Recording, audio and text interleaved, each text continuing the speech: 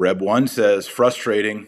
Everyone gets their own Mass unless you prefer tradition. I think that's also another thing is you've got all these different variations of liturgy. You've got the piano, the Broadway musical, the mariachi style. You've all of these styles that are incorporated. And then if you say, well, I'd like to use the Mass of my grandparents, so like, that's not on the path of unity. It's like, can we just catch a break? And by the way, Pope Leo said an opportunity is going to come for people to sit down at the table.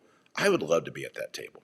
If anyone at the Vatican is watching out there and you're like, you know what, we need to get people at the table to be calm and articulate why this is an important issue to people, I would be happy to fly over to Rome on my own dime and sit down and have conversations with whoever, if it'd be helpful.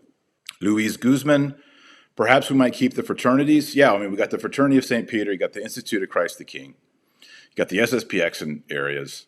They don't seem to be affected by this, but I am concerned.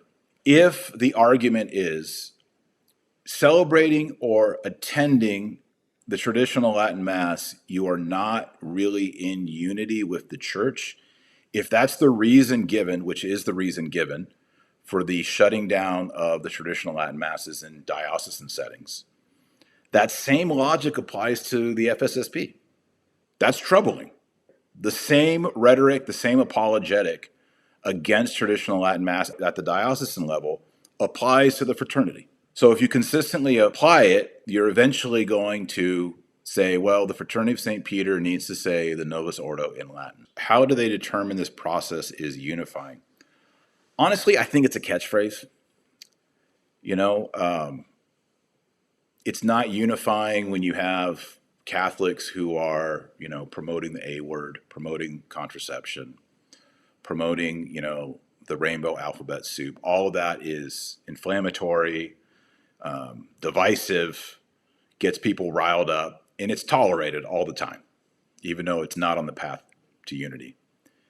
And then for some reason, this issue is the one that gets the discipline.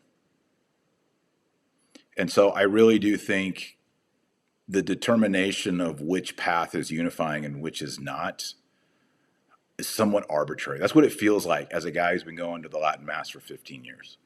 This feels kind of arbitrary because we look around and we're like, there's some crazy stuff going on in some dioceses and some parishes, like crazy stuff.